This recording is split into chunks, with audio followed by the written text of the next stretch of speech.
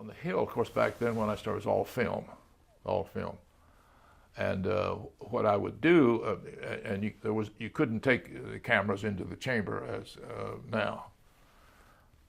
So if, for instance, if say the big civil rights debate, so we'd hire an artist, Howard Brody, who had been for Stars and Stripes, was marvelous, and he'd do sketches, and I would sit with him, and I said, we're going to need a sketch of Strom Thurmond, we're going to need one of Hubert Humphrey, and we're going to need one of, Mike Mansfield. And so I would, and as the story developed then during the day about an amendment being defeated or whatever, and I would go in and sit in the TV gallery up at the Senate, and I would write my script with those sketches in mind. And I would type it up, and then I would go into the little radio booth and record it back at the Bureau, so they'd have the voice track.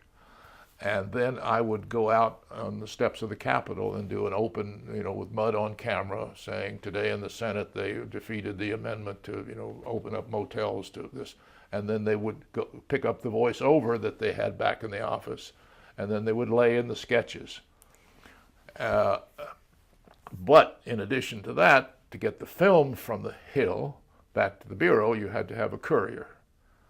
And so he would be waiting for the film, and he'd get on his motorcycle and come bombing down Pennsylvania Avenue to Georgetown to get the film into the lab in time to get it developed and then brought back up to the Bureau to be edited with all the pictures laid in and my voice track laid in. So, it was all seemed terrific the way we figured it out, but looking back now, it must have been impossible.